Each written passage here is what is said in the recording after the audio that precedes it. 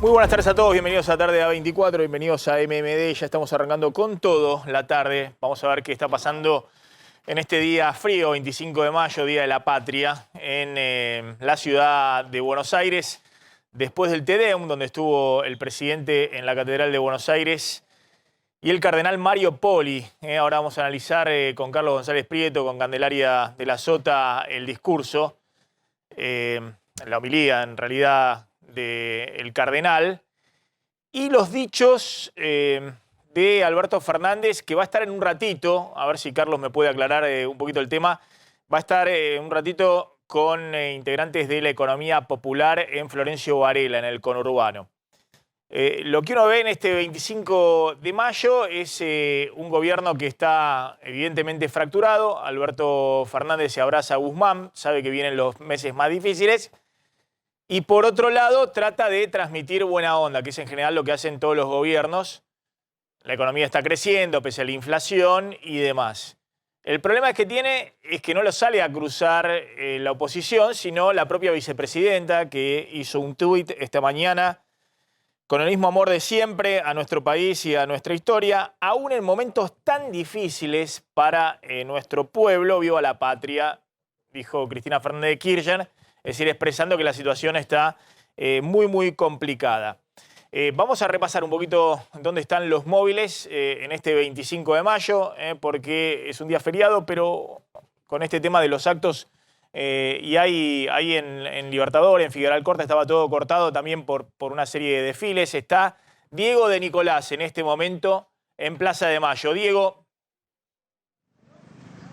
¿Cómo te va, Maxi? Estamos, sí, en la zona de Plaza de Mayo, viendo lo que ha quedado de alguna manera luego de la presencia del presidente en la Catedral Metropolitana.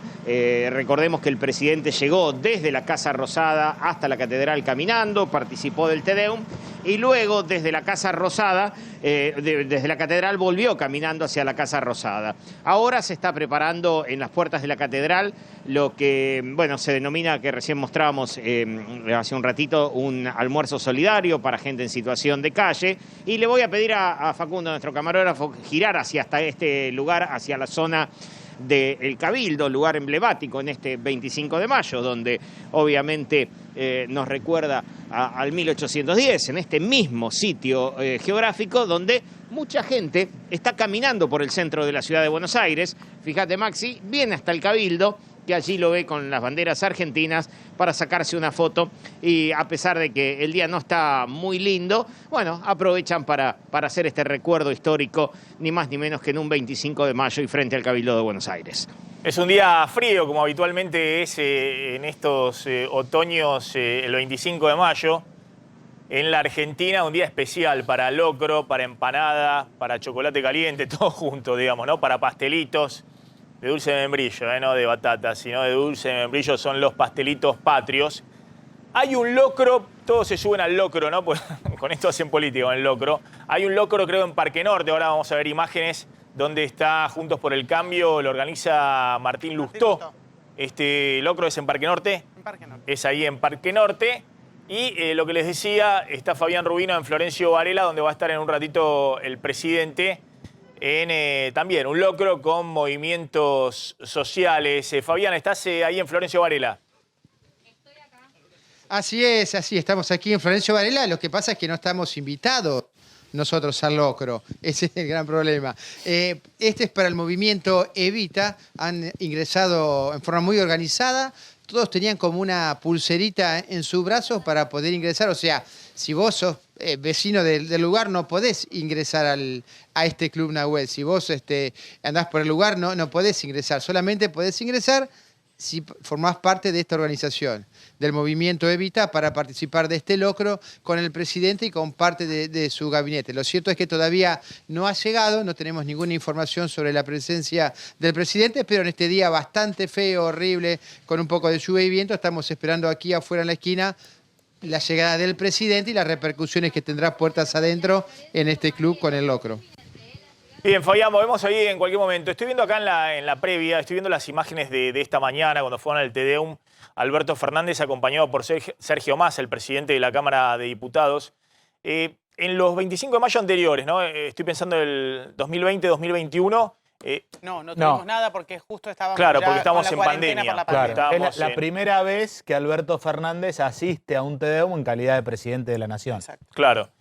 Un Tedeum en el cual el cardenal Mario Poli no estuvo demasiado elocuente, solo dijo no hay pan y hay que ser solidario. Claro, cuando falta el pan como en estos momentos es cuando más solidarios debemos ser y después elípticamente habló de esto de la unidad, de que trabajar para estar unidos, pero la verdad no envió ningún mensaje que realmente sea duro para el gobierno, que era un poco el temor que había en la Casa Rosada, Maxi, en los últimos días. Claro. Y se ve un gobierno, ahí está un poquito la figura, ¿no? Alberto Fernández acompañado por Sergio Massa, es un poco la alianza política, un poco que sostiene a Alberto Fernández en este momento. Vamos a ver si Cristina hizo el tuit, pero va a aparecer en algún lado en el día de hoy. Sí, van todos en la misma línea, ¿no? Tanto la carta del Papa Francisco a Alberto Fernández, una carta muy escueta que después te voy a comentar, Cristina Fernández de Kirchner también, e incluso las palabras del cardenal Mario Pioli. ¿En qué coinciden todos? En que la situación es crítica, perdón por el apellido. Sí, Mario Poli. Sí, textualmente dijo, cuando el pan falta en tantas familias es cuanto más tenemos que pensar en el prójimo y en sus necesidades básicas, educación, salud y justicia. Todos coinciden en un diagnóstico tremendo respecto a la pobreza y a la situación delicadísima que estamos viviendo en Argentina. Bueno, ya está Gustavo Marangoni. Ahora vamos a estar ahí en Parque Norte, donde está el locro de Lustó. Dicen que va a pasar la reta, parte un poco del otro acuerdo que hay dentro de la oposición, por lo menos en la ciudad de Buenos Aires. A ver, Gustavo, yo planteaba, Alberto Fernández está abrazado a Guzmán. Esta semana con la salida de Feletti, fortalece a Guzmán, al ministro de Economía, el presidente Alberto Fernández, para enfrentar el momento más difícil, los meses más difíciles. Ahora lo vamos a ver. En un rato va a contar Claudio Slotnick el efecto Feletti. Es decir, cómo esta semana hubo nuevas remarcaciones de precios. Cuando el lunes se encuentra Feletti con Guzmán para transmitirle al ministro de Economía que va a renunciar, el secretario de Comercio, sorpresivamente para el ministro de Economía, y después Guzmán le transmite al presidente Alberto Fernández, Feletti le dice, bueno, ahora cuídate del efecto Feletti. Digo, ¿cómo del efecto Feletti? Sí, tené cuidado ahora, fíjate estos días cómo van a remarcar algunos sectores, porque siempre que hay un funcionario que está mirando y demás, y sale, bueno, puede haber un efecto de remarcación adicional. Y eso es lo que está pasando en estos días, obviamente en el margen, ¿no? Porque Argentina viene con una inflación altísima, pero es lo que está pasando. Ahora va a contar un poquito del efecto Feletti, Claudio Slotnick. Gustavo, yo decía, Alberto Fernández cierra filas con Guzmán para lo que viene. ¿Qué viene? Aumentos de alimentos, que en el mejor de los casos cierran el 80% este año. Tiene que desacelerarse la inflación de alimentos a partir de junio al 4% mensual para que cierre en 80% en el año. Se vienen los aumentos de energía. Después vamos a repasar lo que pasó con los subsidios que están totalmente disparados energéticos. Se vienen aumentos fuertes de luz y gas ahora en junio. Y atención, que el tercer punto es el aumento de boleto de colectivo. Hay una pulseada muy fuerte porque también el FMI quiere recortes de subsidio de transporte. Como los subsidios de energía están totalmente sobrepasados, no se está cumpliendo la rebaja del 2,5 al 1,7 del PBI que quería el FMI para este año. Es más, están subiendo los subsidios energéticos respecto al año pasado. El FMI le dice, bueno, aumenta las tarifas de energía, pero también aumenta transporte. Ahora va a contar Slotnick, en Ciudad de Buenos Aires la tarifa de colectivos cuesta un tercio de lo que cuesta en la mayoría de las ciudades del interior del país. Entonces, se viene un escenario muy complejo para el gobierno porque estás en un ritmo inflacionario elevadísimo y tenés que aumentar tarifas de servicios públicos y aumentar tarifas también muy probablemente del transporte, del boleto. Incluso hay una pulseada fuerte con las provincias por este tema que reciben una porción muy minoritaria de los subsidios al transporte. Bueno, ¿cómo estás viendo esa dinámica donde ante ese respaldo que le da Alberto Fernández a Guzmán, es evidente que Cristina saca las manos de la gestión económica y no se hace responsable ya de tratar de influir en el curso de la gestión económica. La vicepresidenta, yo decía, Feletti fue el último intento, él mismo también lo creía, el propio Feletti, que podía estar discutiendo con Guzmán la orientación de la política económica. Al salir Feletti, ahora toda la responsabilidad cae de la inflación y de todo lo que viene en Alberto Fernández y Guzmán. Maxi, la economía tiene sus leyes y el poder también. Y una de las leyes del poder es buscar la unidad. La unidad en el proceso de toma de decisiones que evidentemente no se encontró hasta ahora. Con la retirada de Feletti, eso se consigue, como dijiste vos, recostado en el eje Fernández-Guzmán, que no era lo que pretendía el kirchnerismo a principio de mes. La movida fue para desplazar al ministro, para reemplazarlo por otro y aplicar las recetas que creen son las convenientes. Como eso no pudo ser, yo coincido con vos, ahora es bueno, tenés el campo libre. ¿Es un paso adelante para el gobierno en el sentido de que gana homogeneidad? Sí, pero ¿podés decir que es una victoria? Yo te diría, esperemos. Si dentro de 3 o 4 meses el ministro logra perforar el piso de, por poner un valor, de 4 puntos de la inflación y está en 3 y pico, va a poder inflar el pecho y decir, vieron que era por acá, que el camino... Ahora, si no, va a aparecer el talonario del monotributo y le van a decir la factura correspondiente. Bueno, manejás la economía, manejás el tema del control de precios.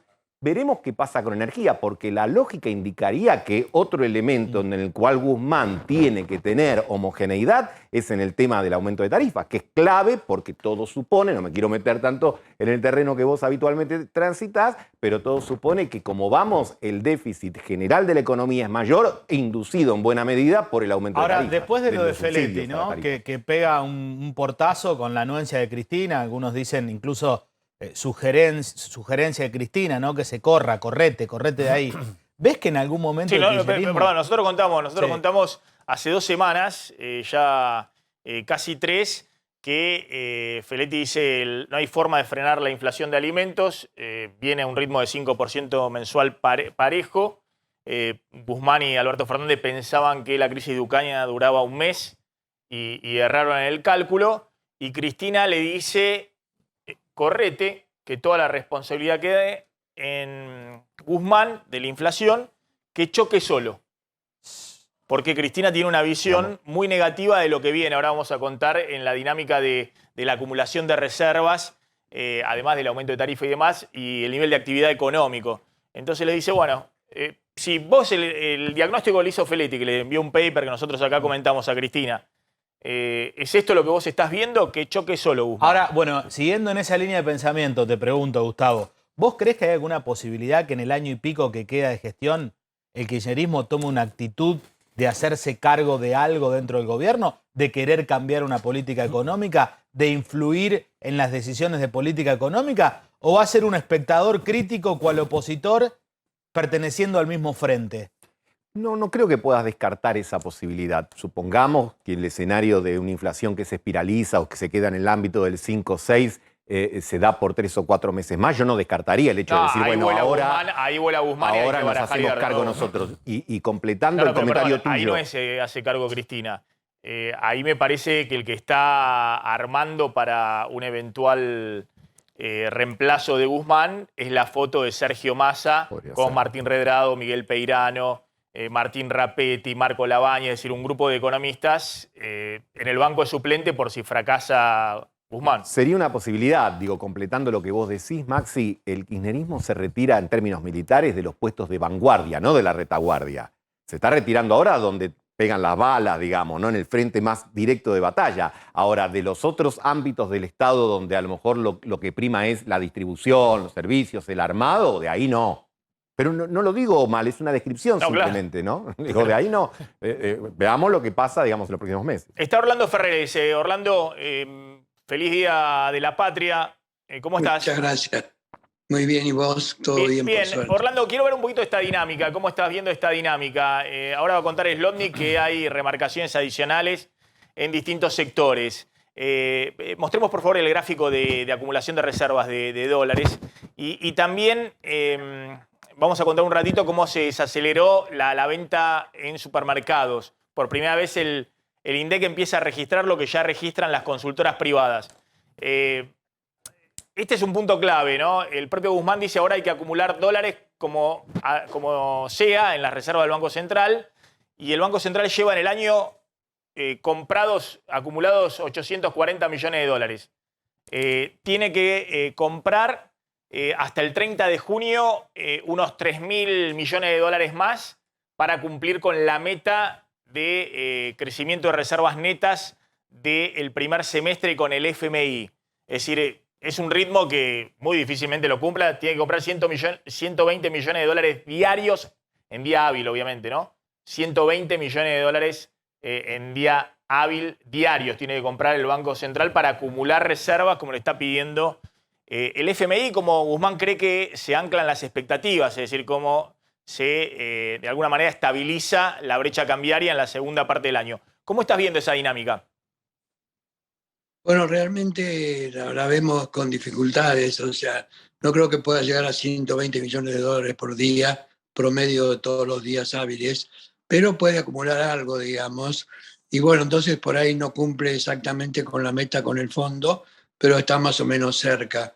Yo creo que él no va a cumplir la meta con el fondo, pero tampoco va a estar muy lejos. Así me parece a mí que va a terminar esta cuenta de las reservas internacionales, que tendrían que aumentar de acuerdo a la meta con el fondo hasta 5.000 millones o algo así más de lo que tenemos hoy. 3.500 tendría que comprarse todavía. Por lo tanto, es un tema que yo creo que va a quedar pendiente, pero sin no haber cumplido nada, no, tampoco. ¿Y cómo estás viendo la dinámica de inflación, nivel de actividad? Un poco lo que planteaba Marangoni. Acá, obviamente, vienen medidas que son antipáticas para todo gobierno, aumento de tarifas de luz, gas, y eventualmente están discutiendo el tema de aumento de boleto de colectivo, en niveles inflacionarios que siguen corriendo, en el caso de alimento, al 5% mensual. ¿Cómo estás viendo esa dinámica con el nivel de actividad en los próximos meses? Que es la clave para ver si sigue Guzmán ratificado por Alberto Fernández o si en algún momento le suelta la mano. Bueno, ahí estamos viendo también la inflación de este mes de mayo. Tenemos la tercera semana y nos está dando 4,25 o algo así. No está dando mucho más como venía previéndose, pero tampoco va a dar muy bajo. O sea, yo creo que la inflación va a seguir por lo menos este mes de mayo y junio, y después se va a aflojar un poco. Ahora, no sé si eso le alcanzará a Guzmán como para poder salvar sus papas, que están muy difíciles en este momento. Más teniendo que tener en cuenta que tuvo que poner a alguien del Banco Central en la Secretaría de Comercio como para ir zafando, porque era amigo de la Universidad de La Plata. Pero no sé si eso alcanzará. Yo creo que no. Esperamos un segundito, Orlando, porque está Larreta con Martín Lustó en Parque Norte. A ver, los escuchamos. Logramos una de las transformaciones más importantes en muchísimo tiempo en la ciudad, trabajando juntos, en la legislatura. Además, una comisión que está presidida por una radical. ¿Dónde está? Ahí está. Muy bien, gran trabajo en equipo, gran trabajo en equipo. Estoy hablando de la modificación, de la mejora en el Estatuto del Docente, que no tenemos duda que va a mejorar lo más importante que tenemos en la ciudad, que es la educación. Así que muy buen laburo, Manuela, muy buen laburo todo el equipo de legisladores. Un buen ejemplo de cómo podemos trabajar mejor trabajando juntos. Ahora tenemos un desafío más grande. Por supuesto, seguir con la transformación de la ciudad, pero también llevar ese espíritu transformador a la Argentina entera. Juntos, vamos a ganar la elección del 23, la elección nacional. ¿Estamos convencidos o no? Sí, muy bien. Esa es la actitud. Esa es la actitud. Pero para eso, primero tenemos que consolidar la unidad. La unidad en la diversidad, pero la unidad.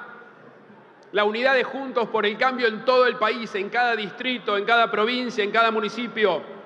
Nosotros la tenemos muy consolidada en la ciudad de Buenos Aires, pero ese mismo espíritu de unidad hay que consolidarlo en todo el país. Tenemos las PASO, la gente elegirá en su momento los mejores candidatos. Lo importante es que lleguemos juntos, primero. Segundo, que mantengamos nuestro espíritu de seguir ampliándonos. Así como hicimos en la ciudad de Buenos Aires, no sé si lo veo acá con el reflejo, pero lo sumamos a Martín Tetaz, que fue una gran... ¿Dónde está? Un gran aporte. Ahí está Martín, no lo veía. ¿Cómo estás? Sumamos a Ricardo López Murphy también en la ciudad. Sumamos en todo el país gente independiente como Facundo Manes. Estaba por acá. Bueno, como Carolina Lozada también. Gente de perfil más progresista, diría yo, como Margarita Stolbizer. Gente que viene del peronismo. Esa vocación de seguir ampliándonos, tenemos que mantenerla de cara al 23. No solo para ganar la elección, sino para poder después transformar la Argentina, que es más importante todavía.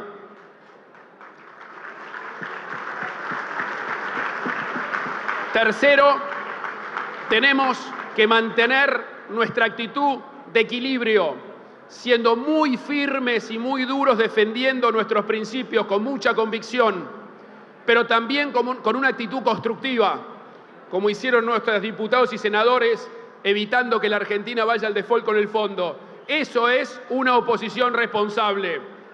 Y esa misma actitud responsable tenemos que mantenerla este difícil año y medio que tiene la Argentina por delante. Y por último, y posiblemente lo más importante, ya estamos trabajando desde hoy en tener un plan, en llegar al 10 de diciembre del 23 con un plan muy claro de lo que tenemos que hacer, consensuado en todo nuestro espacio. Hace un par de viernes nos pasamos con Martín horas, una tarde, discutiendo la situación económica. Este viernes pasado estaban todos juntos por el cambio, por lo menos muchos estaban en La Matanza discutiendo los temas sociales. Creo que la semana que viene es en Córdoba los temas productivos, después viene lo educativo. Tenemos que asumir la responsabilidad de que nos va a tocar y tenemos que llegar preparados. Me tocó decirlo en una charla últimamente, no vamos a tener 100 días, vamos a tener 100 horas como para decidir cuál es el rumbo de la Argentina. Tenemos que trabajar en eso. Yo veo muchas caras acá que ya están involucradas en los equipos preparando los gobiernos que vienen. El nacional, el de la provincia, el de la ciudad, el de cada municipio y provincia del país. Tenemos que trabajarlo juntos y a conciencia. Y tenemos que decirle a la gente la verdad. Tenemos que preparar el terreno para lo que queremos hacer, decir la verdad, hablar con la verdad. Así que tenemos una enorme tarea por delante, una enorme responsabilidad. Vamos a ser los que transforman la Argentina. Somos los únicos que podemos frenar al kirchnerismo, no hay otros. Hagámonos cargo de eso, hagámonos cargo. Yo sé que lo sentimos todos. Es una responsabilidad enorme y lo vamos a hacer. Así que feliz Día de la Patria para todos, gracias por la invitación. Muy bien, gracias. Ahí está Larreta, es muy interesante, ¿no? Lo que está pasando, ahí comentamos con Gustavo Marangoni. Uno tiene la sensación de un acto en el cual tratan de... primero está hablando de la responsabilidad de gobierno y demás. Está pensando Larreta cómo se hace para gobernar, no para ganar una elección. Ahora, parece el discurso de una fuerza de centro europea. Cuando del otro lado tenés a Milei con el carisma arrastrando la indignación hacia el kirchnerismo, hacia la política en general. Lo tenés a Macri jugando muy fuerte. La tenés a Cristina también, que no tiene ahí ese tono de moderación. A ver, ahora está Martín Lustó, y le voy a preguntar a Carlos González Prieto y a Marangoni si esto es también una alianza que está cerrada entre Lustó y Larreta. A ver qué dice Lustó. Para transformar un país que merece ser transformado y que está esperando ser transformado. Esto mismo en otro tipo de evento lo vimos hace poco en Santa Fe. Cuando asumió el presidente del Partido Radical en Santa Fe, había una convocatoria igual de amplia. Y se notaba las ganas de transformar, se notaba las ganas de poner el cuerpo, se notaba las ganas de estar juntos para modificar lo que nos pasa. Además, a mí me enseñó, no sé si está hoy acá, ustedes saben que todos tenemos actos de colegio, actos públicos, pero en general privadamente no solemos festejar los días de la patria, no solemos celebrarlos tanto privadamente.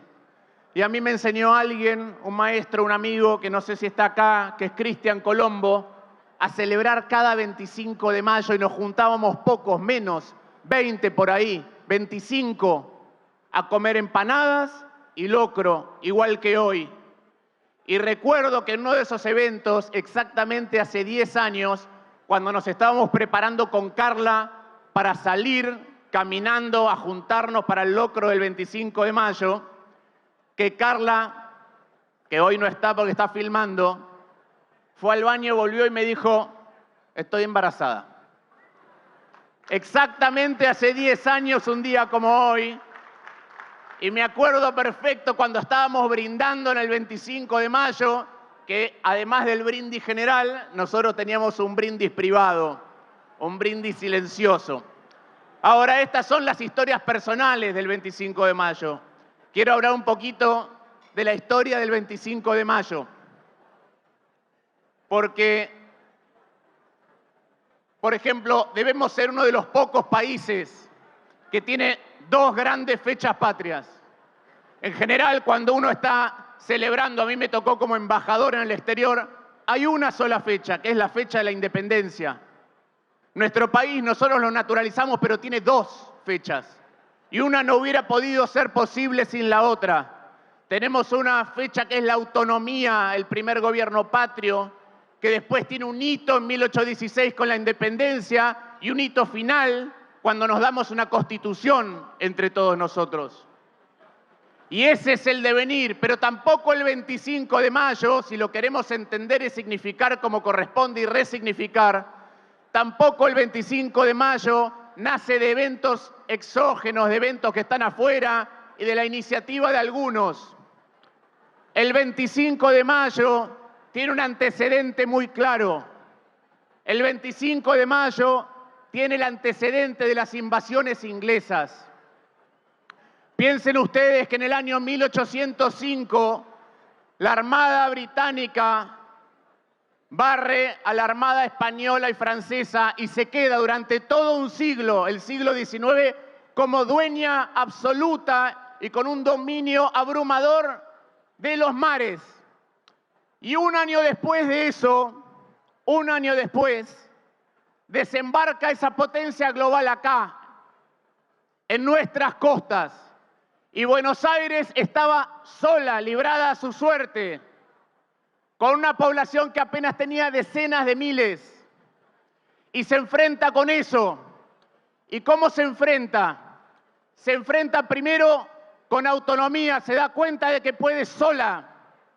En segundo lugar... Bueno, planteando una clase de historia, digamos, la verdad no se entiende a dónde iba Lustó, porque Larreta plantea claramente el problema es gobernar, vamos a hacer gobierno, el problema es gobernar, tenemos que estar todos juntos, mensaje fuerte también a la interna con Macri y demás. Y bueno, Lustó se internó en la historia, pero hay una alianza política de lo que podría ser un equipo de gobierno de Juntos por el Cambio, que no tiene el camino despejado, porque del otro lado está Macri, está Bullrich, está el coqueteo con Milei. Es que una de las palabras que más se usa en la jerga interna de la política es contener. Hay que contener. Sí. O sea, ganaste vos la interna, tenés que contener a los que perdieron. Hay que contener a los que se suman. Hay que contener y contener y contener. Lo cual es un problema, porque a veces vos estás haciendo tanto esfuerzo para contener que te olvidás de lo que tenés que hacer, que no sé, el programa de televisión, el laburo, gobernar, etcétera. El gobierno comentamos que tenía sus problemas de contención y que ahora en el área económica, bueno, dejan de contener tanto y eligen un rumbo. La oposición tiene un camino similar.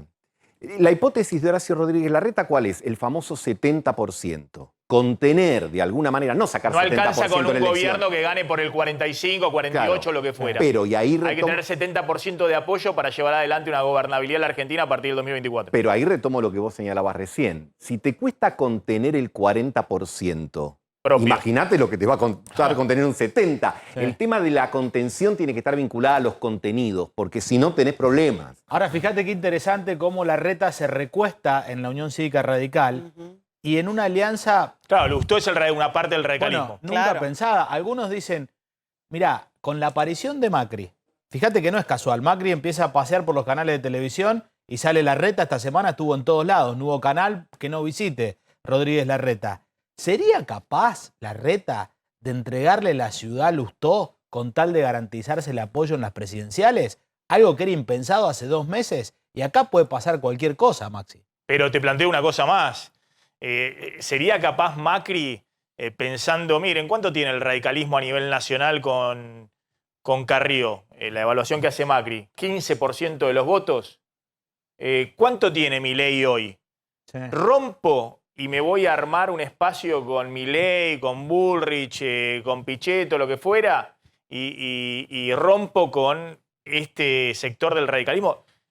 Larreta dijo claramente, tenemos que estar todos juntos con nuestras diferencias, todos juntos construyendo, estamos armando los equipos, estamos trabajando en cuál es el programa económico, es decir, planteando que es necesario la unidad para ganar y para gobernar. Pero ojo que algunos dicen, Macri, ¿qué está haciendo? ¿Está buscando espacio interno porque lo dejaron al costado? Larreta dijo, estuvieron todos en La Matanza, todos juntos por el cambio, estuvo en La Matanza el viernes pasado.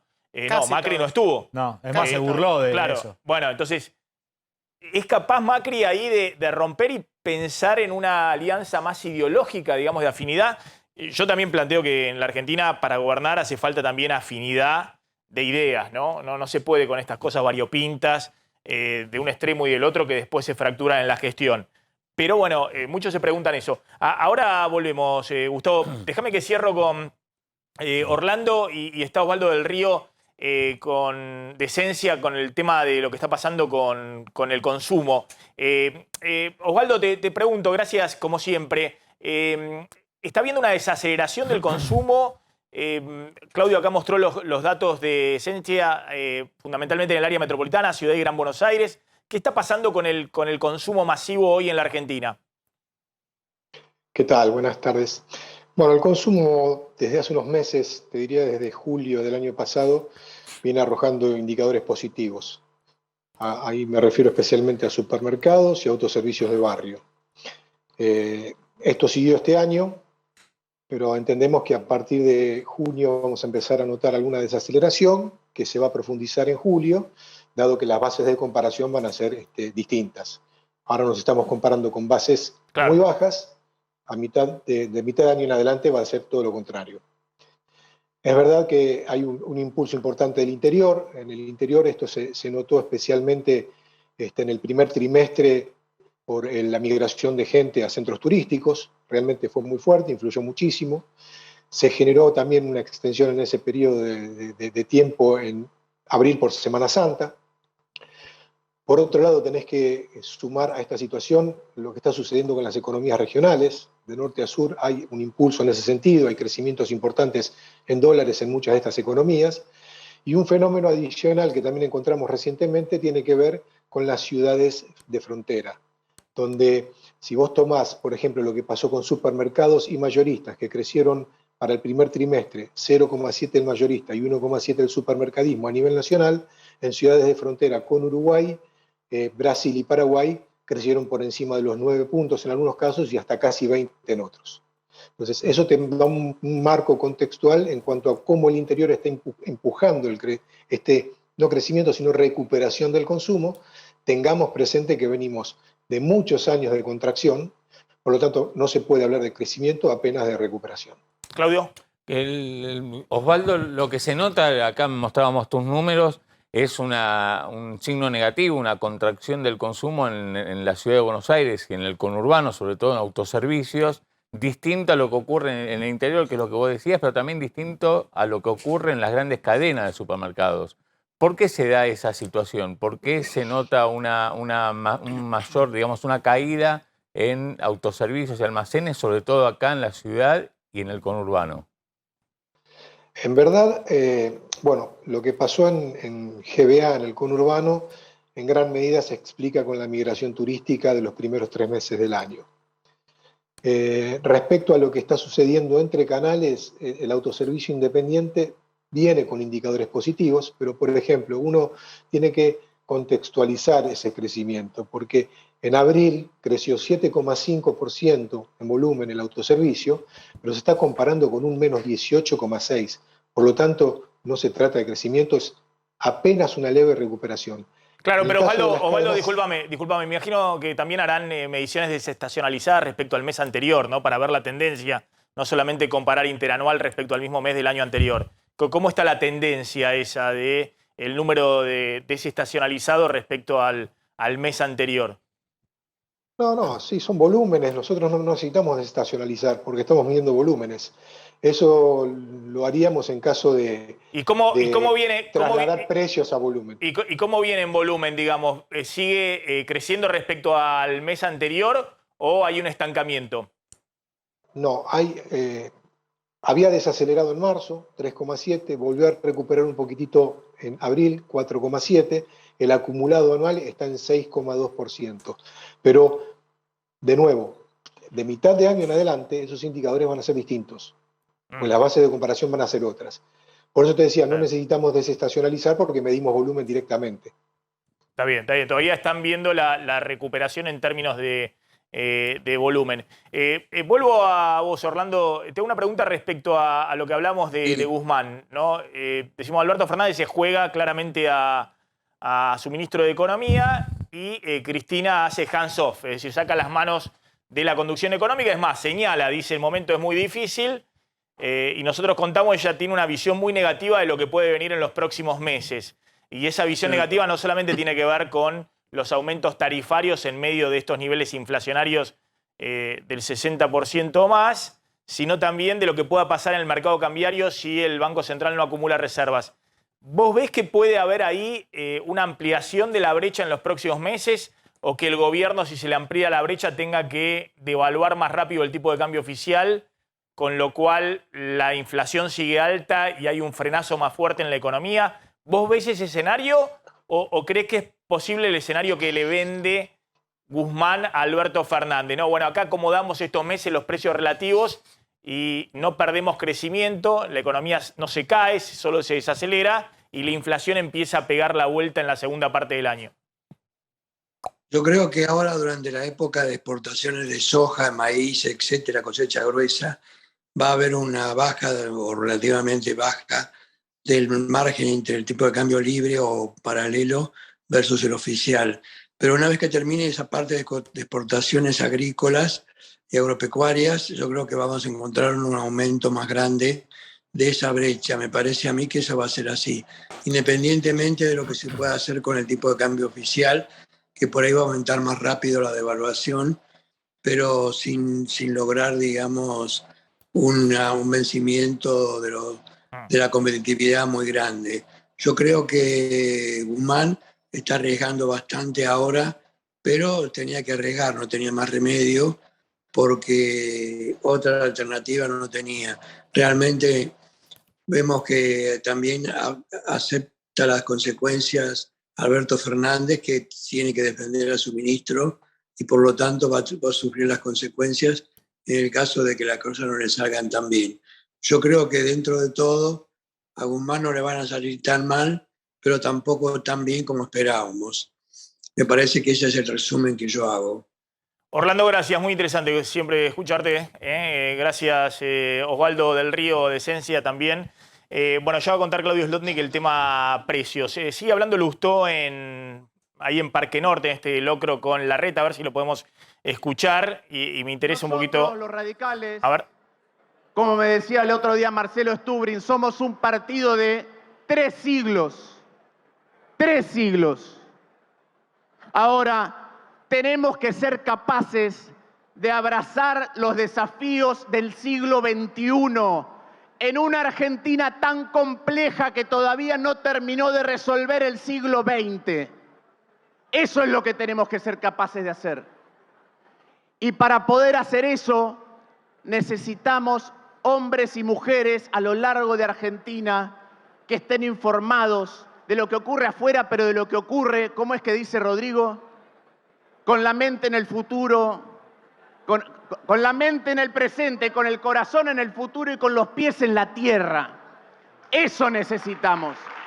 Hablando mucho del radicalismo, mencionó a Cristian Colombo, que fue jefe de gabinete claro. de la Rúa, ¿no? Yes, claro. Y está hablando de Rodrigo Loredo, el diputado por Córdoba. Que puede ser candidato eventualmente a gobernador por posibles. parte del radicalismo. Recordemos que el armador de Martín Lustó es el Coti Nosiglia, ¿no? Que tampoco hay que subestimar nunca. Y bueno, está tejiendo. Pero Ahí la pregunta es, ¿este espacio de la oposición es Larreta y el radicalismo y Lustó guiándolo a Larreta en ese radicalismo? Mirá, Acá lo que se está jugando es que se necesitan. ¿Se quieren? ¿Se aman? No, no se quieren, no se aman. Casi por un punto no es jefe de gobierno Martín Lustó en la elección con Rodríguez Larreta, ¿te acordás? Que un punto fue. El tema es que se necesitan. El tema es que sale Macri a jugar por derecha, parte del PRO lo sigue a Macri y ¿qué dice Larreta? Me recuesto en el radicalismo. Ahora, ¿sería capaz Larreta de entregarle la ciudad? Algunos radicales me dicen, yo no creo. Hay muchos anotados para la ciudad que el que vaya gana. Más allá de los nombres, el que vaya con esa estructura gana en la ciudad de Buenos Aires. Hay claramente una alianza ya explícita entre parte del radicalismo, porque esta es una parte del radicalismo, y parte del PRO. Una partecita del radicalismo y una partecita del PRO. Y después tenés otra parte del radicalismo que no quiere saber nada con Larreta, preguntale a Gerardo Morales, y tenés otra parte del PRO que, imagínate qué tiene que ver con Margarita Stolbizer, con el progresismo dentro de la alianza.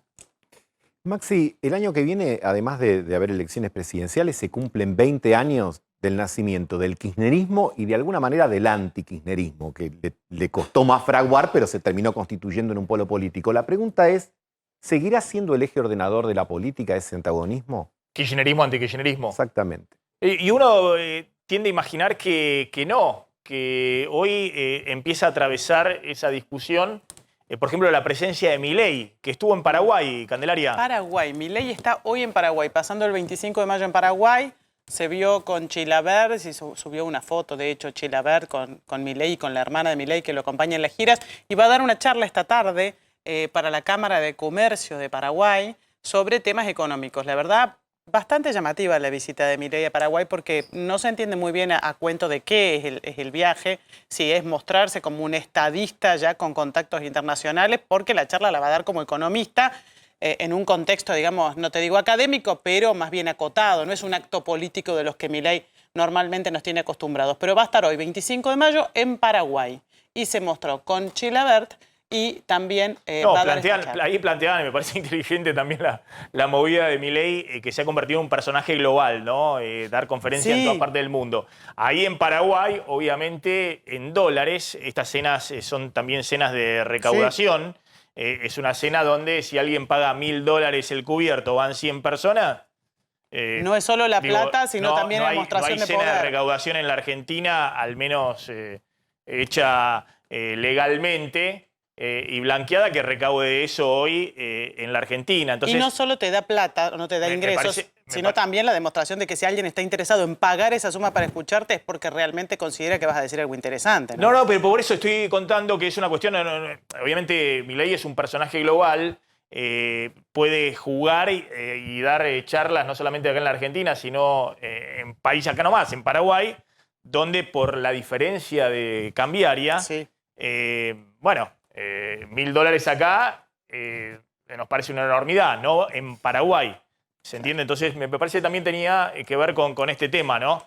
Tengo entendido que en la cena había que pagar el cubierto y en dólares. Exactamente. Para participar. Pero además es como que está buscando todo lo que cae de la mesa, digamos. Es decir, el DIPI, Chilavert, todo lo que esté fuera del universo político, de lo que él denomina la casta, digamos, es ir de afuera hacia adentro del sistema. Me parece que es explícito, además del hecho de mostrarse como una suerte de celebrity regional y global que puede meterse en esta marea de la derecha nueva, está también la idea de tomar todo lo que el sistema no abarca y a partir de ahí, ir generando una masa crítica, sumado, eso sí, a pequeños partidos del interior del país, porque sellos necesita y estructura necesita. Claro. Es decir, un pedacito de la casta va a necesitar aún para hacer política anticasta. Tenemos ahí el móvil en Florencio Varela, ya vamos a ir con Fabián Rubino. Ahora se va a contar, Carlos, la movida que hace ahí con movimientos sociales, le arma Levita y otros movimientos sociales,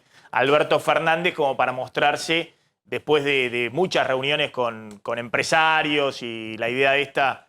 de que Alberto Fernández se recuesta en Guzmán, en el FMI, en el establishment económico. Ayer estuvo con Pablo Roca a los abrazos, armando todo un esquema de reglas de juego especial para el sector energético, para tratar de impulsar el sector en este momento y darle cierta garantía respecto a la disponibilidad de dólares. Bueno, también hace la movida el 25 de mayo Ahí están las imágenes en Florencio Varela. Todavía no llegó, ¿no? Todavía no llegó el presidente Alberto Fernández.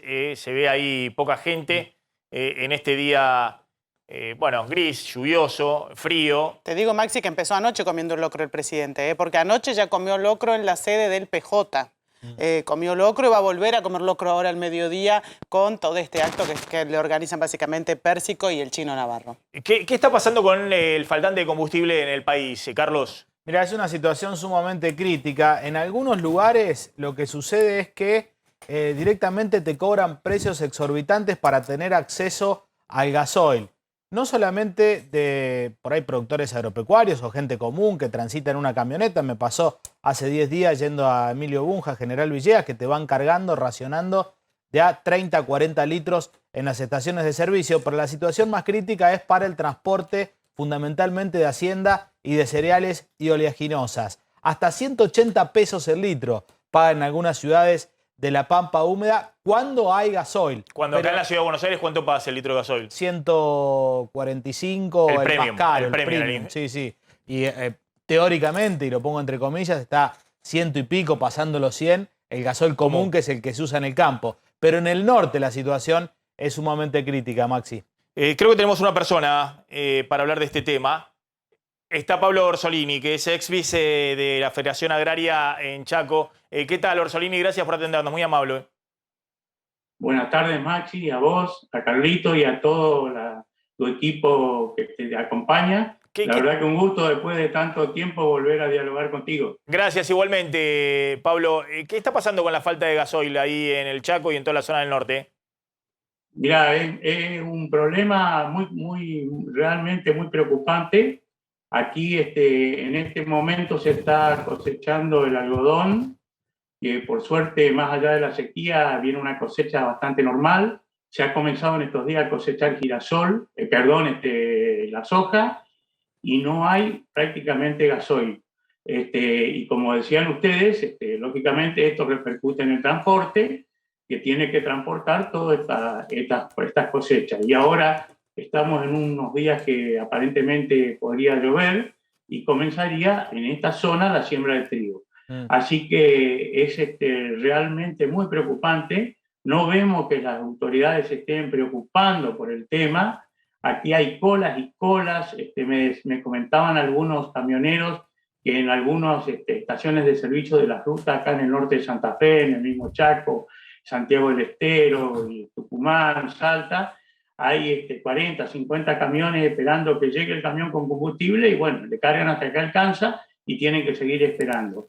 Lamentablemente, hoy en una situación que está el país, que necesita urgente que la producción salga y llegue a destino para poder hacerse de las divisas necesarias, esto prácticamente se ve que el gobierno no lo está tomando en cuenta y a mí también me llama la atención que el gremio de camioneros, siendo un gremio tan importante y tan fuerte, no está reclamando tampoco absolutamente nada. Así que eso es un poco lo que yo quería comentarles a ustedes para ver si tiene alguna repercusión para que se empiecen a preocupar los gobernadores y se empiece a preocupar específicamente el gobierno nacional y todo su equipo de energía, ¿no?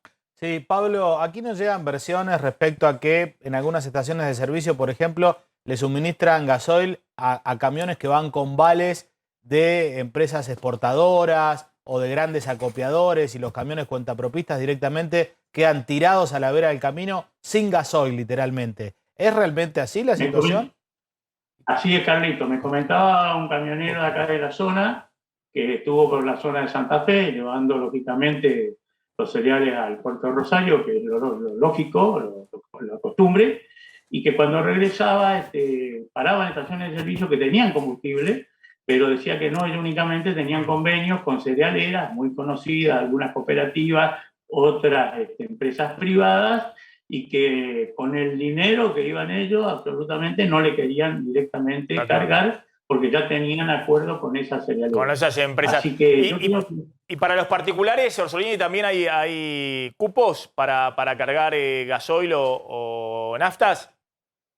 Exactamente. Yo he hablado con algunos estacioneros acá de mi pueblo, que estoy en el Chaco, en el interior del Chaco, y ellos me decían que ellos tienen cupos asignados. Incluso hay estaciones de servicio que ya a la semana o 10 días antes se te quedan absolutamente sin cupo y tienen que esperar hasta el mes siguiente. Así que es muy, muy complicado. Se han vuelto a las largas colas, ¿no es cierto?, hasta el momento que alcanza. Sobre todo el problema principal es el gasoil. La nafta también hay inconvenientes, pero ya no es tanto como es el tema del gasoil, claro, que es lo que realmente preocupa, y es porque se está trabajando. En este momento acá ha comenzado una cosecha de soja muy fuerte, acá se ha sembrado mucha soja, es así que en el Chaco específicamente el cultivo de mayor hectárea ha sido la soja, el algodón también hay mucho algodón, y ahora pronto, si llueve un poco, se va a sembrar trigo, y en julio comienza la siembra de girasol, que hay muchas expectativas. Así que, y también tengo entendido que en toda la zona de Santiago del Estero, Tucumán, también hay el mismo problema. Salta, también hay exactamente el mismo problema. Pablo Orsolini, gracias, muy amable, el ex vicepresidente de Federación Agraria desde Chaco contando este problema. Se pregunta por qué falta gasoil. Bueno, porque en esta época siempre es el pico de demanda y la Argentina importa. No tiene capacidad de refinación, la demanda es muy fuerte e importa. Y hoy tenemos un problema de escasez de dólares. Cuando el Banco Central autoriza pagos para importaciones, no puede acumular reservas. Pasó esta semana, que compró 2 millones de dólares, tenía que comprar 120. ¿Por qué? Porque autorizó pago de importaciones. Hay un problema de importación de energía del GNL, el gas natural licuado. La Argentina acaba de licitar otros 16 barcos y ya van 32 barcos comprados. Estos últimos se compraron a $28,50 el millón de BTU. Para que se den una idea, hasta el año pasado Argentina compraba a $8,50 el millón de BTU.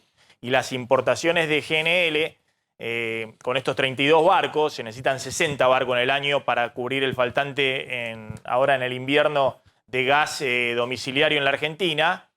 Pero ya solo con estos 30 barcos que se licitaron, se pagaron 2.000 millones de dólares.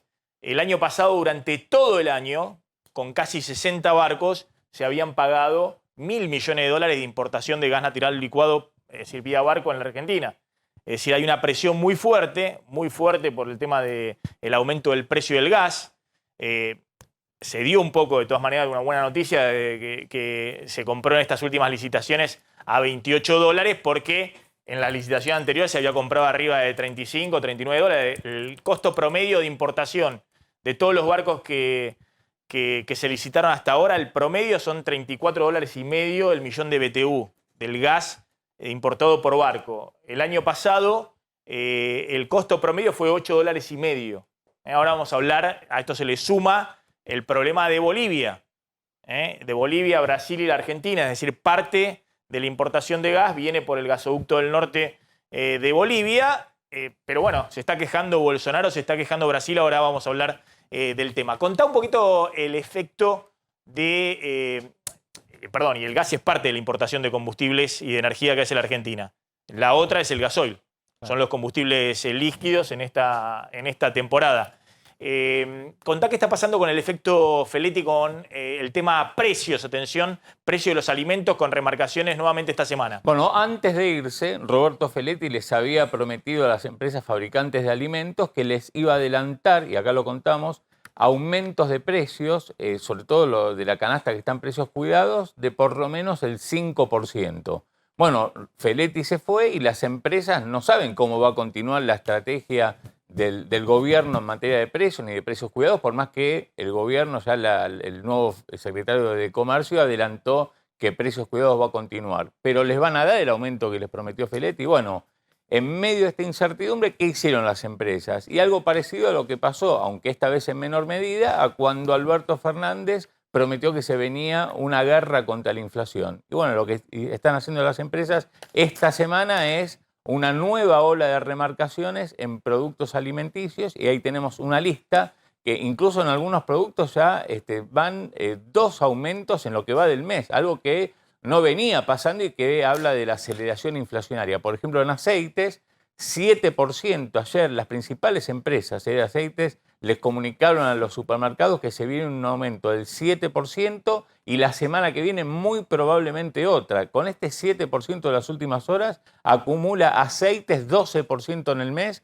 y la semana que viene puede haber otro incremento de entre 4 a 5% según manejan en las propias compañías. En el caso de los fideos, 7% de aumento, también el segundo aumento en lo que va del mes, arroz en la misma magnitud y café también por segunda vez en lo que va de mayo. El café tiene una particularidad que es el incremento muy fuerte que está pasando en los mercados internacionales. El azúcar, 6%, hablamos de todos los aumentos de esta semana, 6%, lácteos entre 5 y 6%, algunas marcas ya habían aumentado lácteos a principio de mes, cuando digo lácteos, inclusive la leche fluida, harina 5% y otros alimentos menos, digamos que no forman parte todos de la canasta básica, como mermeladas o salsas, incluso algunas marcas de galletitas, aumentos en las últimas horas de 10%, a pesar de las gestiones que hizo Alberto Fernández con uno de los dueños de marcas de galletitas. Entonces,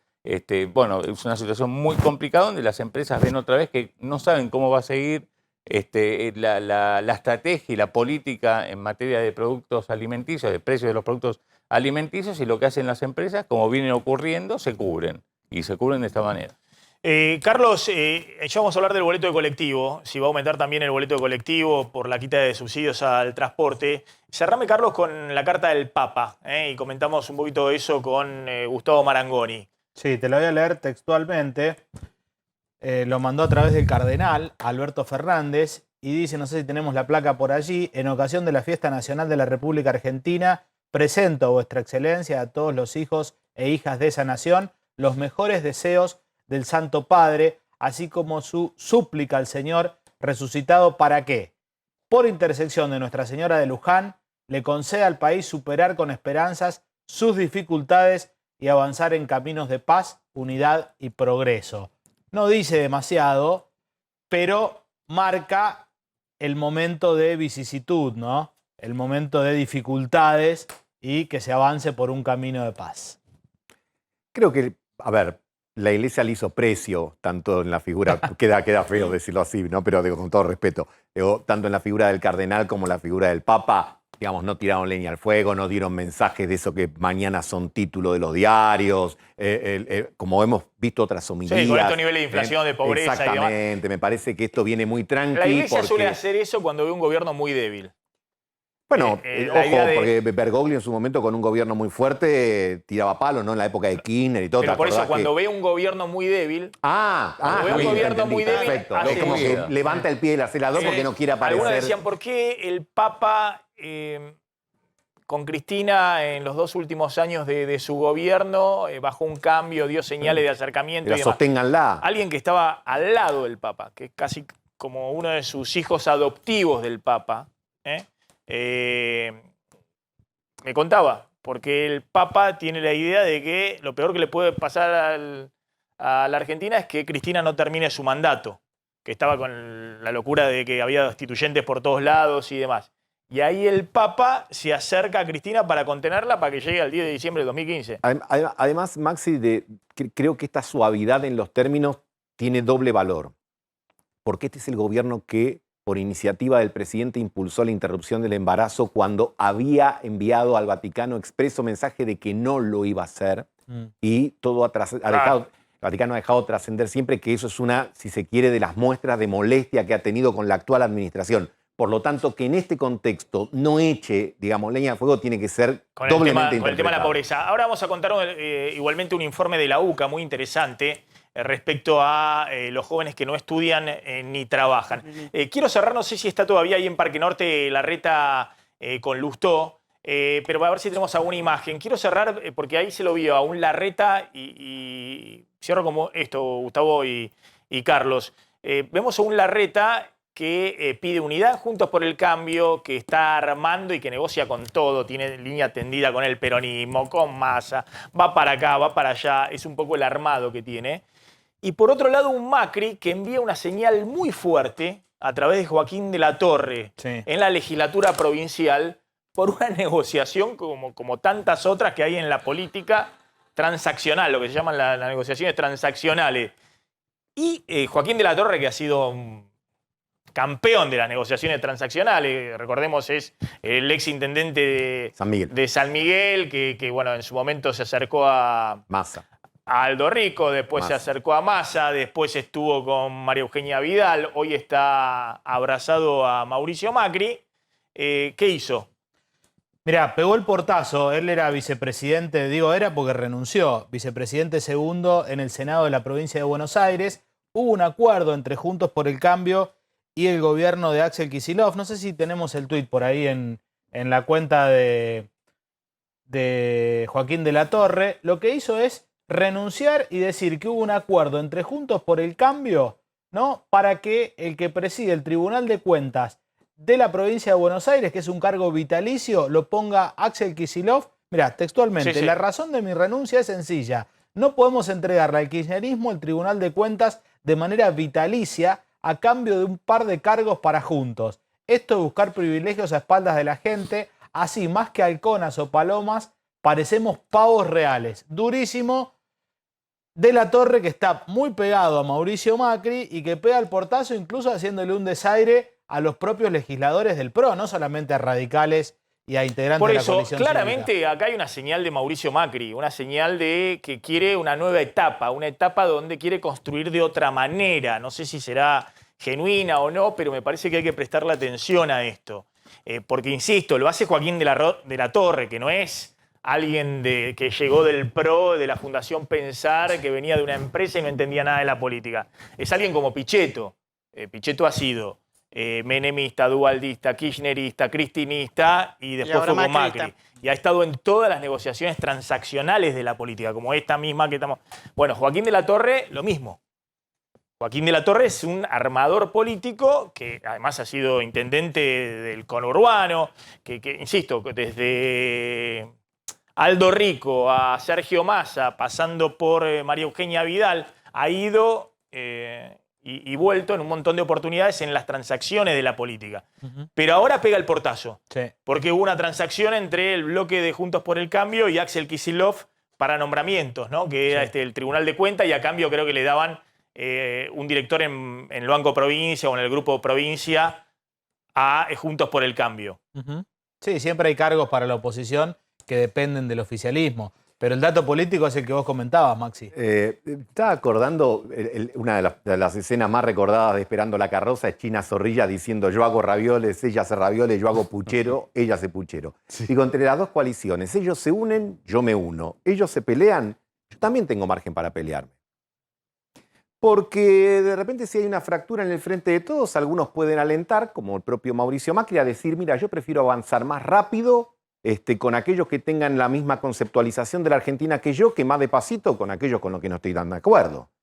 Claro, esa alternativa, si el frente de todos permanece unido, es muy peligrosa porque podés perder. Pero si los otros se rompen, a lo mejor la ruptura de este lado no es tan grave y nos permite conformar otra cosa. Por eso yo planteaba que estos 20 años que se cumplen el 2023 del nacimiento de kirchnerismo y antikirchnerismo, quizás habría que pensarlo. La idea no es jugar a adivinar el futuro, pero creo que a diseñar escenarios es un escenario posible. Que se puede redefinir todo el escenario de la política. Poder y no es resetear solo el sistema frente político. de todo junto por el cambio. Correcto. Sino es que más, yo te diría que seguro ya con esa marca que está muy gastada no va a ser. Pero al margen de la marca... juega de otra manera Macri, quiere armar de otra cosa Cristina Fernández de Kirchner, se redefine el escenario. Sí, porque es como, viste, vos tirás de una punta y se mueve la otra. No es que la otra no reacciona.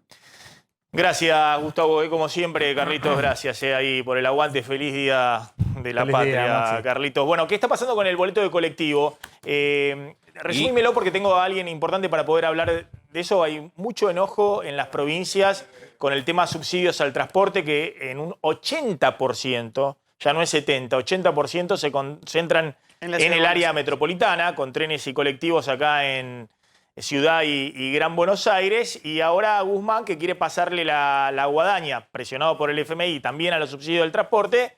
Y claro, desde la provincia le dicen: pero escuchame una cosa, nosotros tenemos el boleto colectivo en 60, 70 pesos, y vos nos querés recortar a nosotros cuando vos tenés en el área metropolitana 20 pesos el boleto de colectivo. Bueno, esas protestas de los básicamente los gobernadores, también intendentes de las principales ciudades del país, refieren a esto, a que Guzmán quiere recortar subsidios al transporte en general, y bueno, eso implicaría que en el interior del país los pasajes en colectivo que ya están hasta 4 veces, entre 2 y 4 veces más caros que en la Ciudad de Buenos Aires, vuelvan a aumentar. De hecho, esta situación deparó en un paro que hubo en los últimos días por 72 horas en distintas localidades del país, justamente porque lo que veían es que se venía un nuevo aumento del boleto de colectivo. Fíjate, en Mar del Plata es el pasaje en colectivo más caro del país, casi 75 pesos. Después tenés Santa Fe, Córdoba, Rosario y Bahía Blanca. 70 pesos. 70 pesos aproximadamente. Sí, Rosario lo mismo. Bariloche, Neuquén, 62, 61 pesos. Tucumán, Mendoza y San Juan aparecen con 45, 40 y 38. Y mirá, la Ciudad de Buenos Aires, el boleto mínimo, 18 pesos. Y no es que el máximo vale el doble. Está entre 18 y 22 pesos. Y bueno, justamente en esta cuestión muy desigual, donde en la Ciudad de Buenos Aires y Gran Buenos Aires los subsidios cubren el 85% de los pasajes, 85%, los subsidios en el interior cubren entre 35% y el 60%. Esperamos un segundito porque estaba Marcelo Rodio, que es secretario de Transporte de la Municipalidad de Córdoba. ¿Qué tal, Rodio? ¿Cómo anda? Gracias por atendernos, muy amable. ¿Qué tal, Maxi? Buenas tardes para todos ustedes y bueno, feliz Día de la Patria. Gracias, igualmente. Bueno, ¿cómo es esto? Tenemos entendido de que, entre otras cosas, el DNU que iba a ser el nuevo presupuesto, entre comillas, con todas las metas del FMI y cómo estaba el ordenamiento, entre otras cosas, de los subsidios, viene demorado porque los gobernadores están viendo una movida de Guzmán presionado por el FMI para recortar subsidios también al transporte, y los gobernadores le dicen, y también municipalidades importantes, como el caso de Córdoba, le dicen, pero escúchame, acá tenemos el boleto de colectivo casi 70 pesos y en el área metropolitana, donde concentran la mayoría de los subsidios, lo tienen a 20 pesos. ¿Qué está pasando con esto?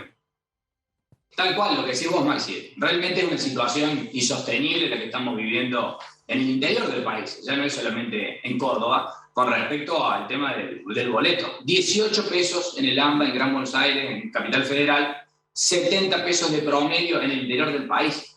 Realmente es una situación muy complicada. 85% de los subsidios que reparte la Nación quedan en el AMBA y Capital Federal. El 15% se reparten en todo el interior del país. En todo, no solamente en una provincia, en todo. ¿Qué quiere decir? Por eso nosotros vemos que hay una cuestión netamente unitaria. Dejamos de ser un país federal. Nos faltan más subsidios nacionales, porque no puede haber en un país federal usuarios de primera y usuarios de segunda, como está pasando en este caso. Y lo que bien recién decías vos, nosotros desde la Municipalidad de Córdoba, junto al Intendente Yarlor, hemos tenido que adelantar más de 300 millones de pesos, porque nos están debiendo los subsidios de marzo y de abril de este año todavía. ¿Qué quiere decir? Que si nosotros no hubiéramos adelantado esos subsidios, esa plata del municipio, hubiéramos tenido paro todo el año. No podríamos tener transporte público de pasajeros. Y lo peor de todo, como decían el otro día cuando fueron a levantar el palo el intendente de Rosario, de Córdoba, a Buenos Aires, que si tenemos otro paro como el que tuvimos en estos días que pasaron, no lo vamos a poder levantar. Va a ser cada día más difícil, porque es una situación realmente insostenible, y es por eso que nosotros le pedimos a los senadores nacionales, a los diputados nacionales, que pidan una sesión especial y traten el proyecto del boleto federal. Es necesario para el interior del país. El interior del país tiene una situación caótica con respecto al transporte público. No hay posibilidad de renovar unidades. No hay posibilidad de solucionar temas importantes de frecuencia, de velocidad comercial. Por eso estamos viviendo una situación límite que tenemos que solucionar. Rodio, ¿cómo plantean esa solución? Porque por otro lado es cierto, yo vengo contando, me especializo en temas económicos y vengo contando qué ha pasado con los subsidios energéticos que están en 2,5 puntos del PBI y el FMI quería llevarlo a 1,7 y está muy difícil hacer eso, aún con aumentos muy importantes que se vienen en el área metropolitana. Pero también los subsidios al transporte, el FMI está presionando para recortar porque entre energía y transporte estamos arriba de los 3 puntos del PBI de subsidios económicos. ¿Qué es lo que ustedes plantean respecto a esa variable? Porque me imagino que, claro, ustedes dicen, bueno, me cortás subsidio y el boleto de colectivo se me va a 100 pesos en una situación muy, muy, muy compleja. ¿Pero qué están planteándole? ¿Que haya una redistribución de los subsidios? Tal cual, Maxi. Mira, te doy un dato específico. Los empresarios de la FATAP en Córdoba y en el interior del país pidieron un boleto a 200 pesos.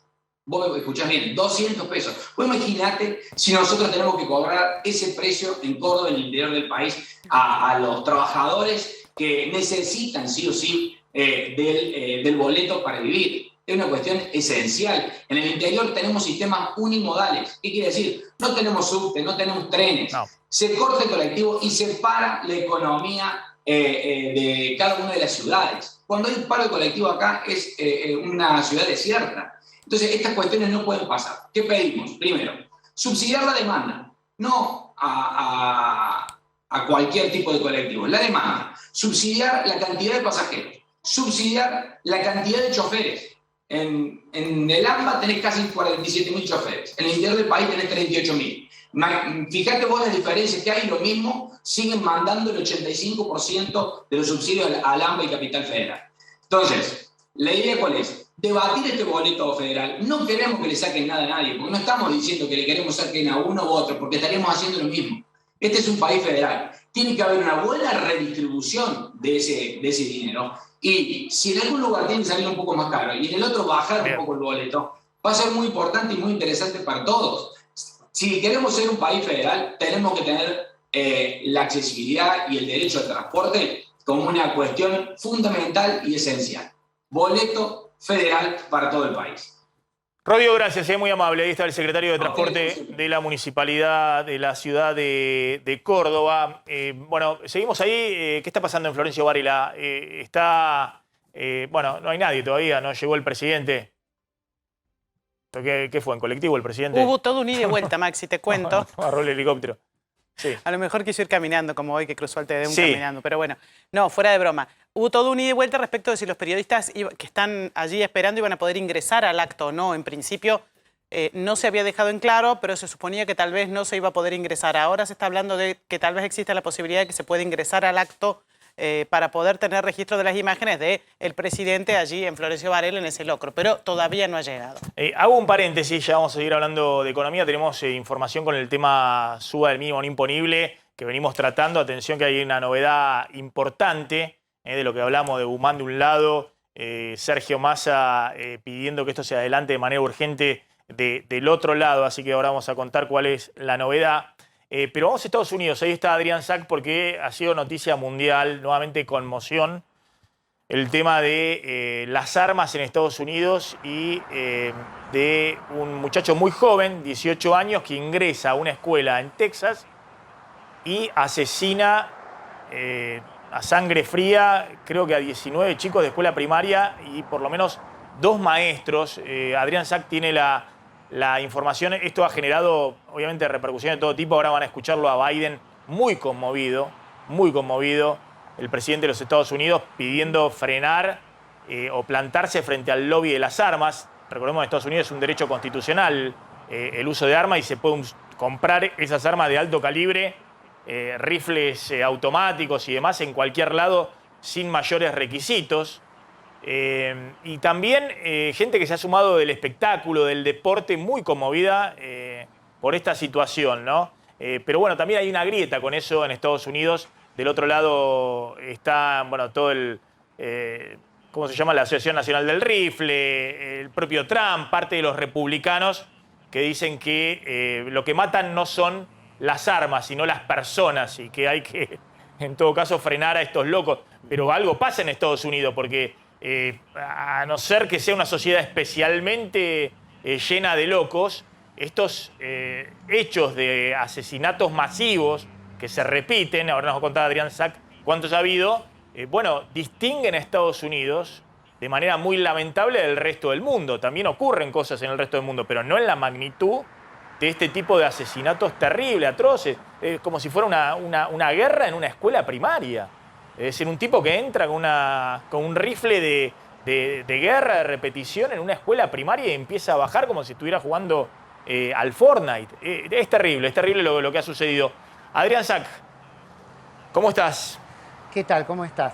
Mira, sí, acá tenemos la primera consecuencia de lo que dijo Biden ayer, ¿ves? La bandera media asta en todos los edificios públicos de todos los Estados Unidos, pero es algo que se está repitiendo demasiado, ¿no? Recordemos, hace apenas 10 días estábamos hablando en este mismo programa de un tirador en Buffalo, en Nueva York, también de 18 años, ¿no? O sea, se repiten otra vez estas características, son por lo general jóvenes, tienden a ser de raza blanca, pero hay de todo. En este caso, el de ayer era también descendiente de latinos, de nombre Salvador Ramos, por lo cual no se sabe exactamente cuál fue el móvil, más allá de una condición psiquiátrica notable, ¿no? La diferencia con este tirador de ayer es que este fue abatido, pero abatido después de que había intentado entrar al colegio y pudo hacerlo tranquilamente, aunque había 2 oficiales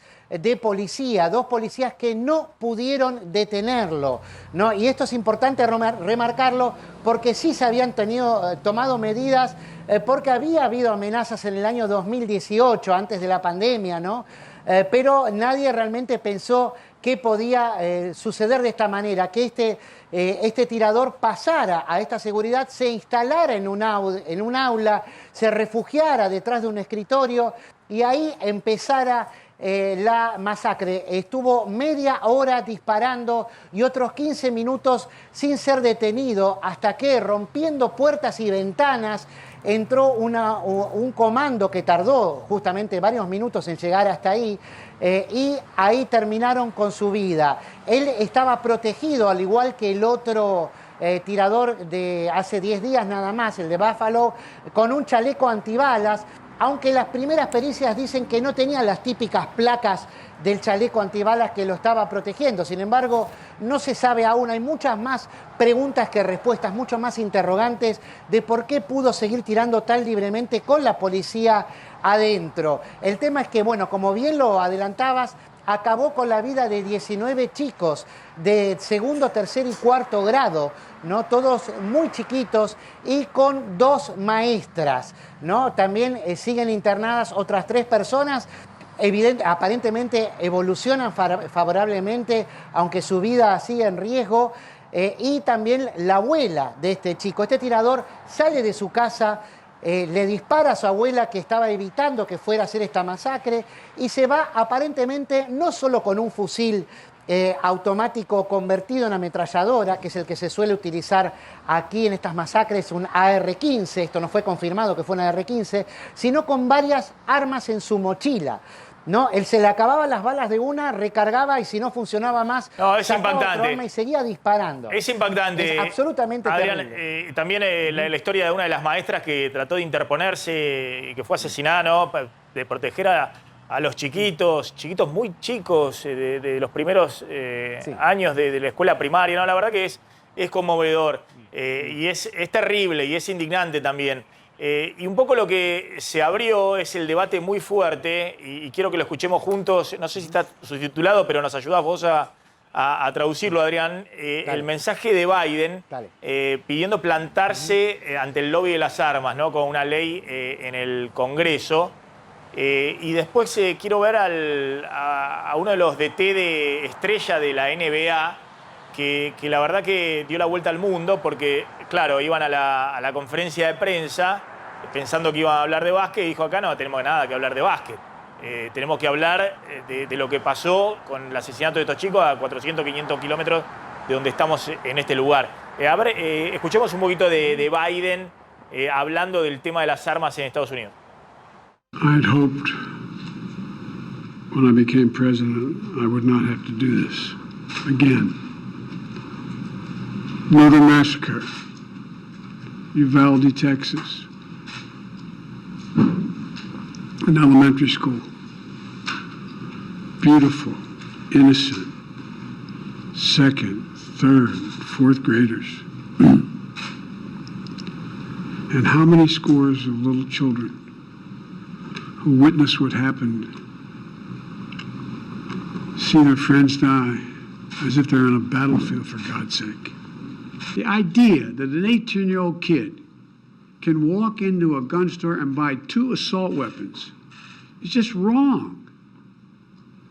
What in God's name do you need an assault weapon for except to kill someone? And the gun manufacturers have spent 2 decades aggressively marketing assault weapons, which make them the most and largest profit. For God's sake, we have to have the courage to stand up to the industry. Bueno, ahí estaba Biden. ¿Qué es lo que está reclamando Biden, Adrián? Bueno, justamente Biden lo que está reclamando es que no se pueden volver a repetir escenas, como él decía, hasta ese momento se creía que tenía solo 2 armas, parece que eran más, y dijo, por el amor de Dios, no podemos seguir con esto, hay que pasar de la política a la acción, justamente.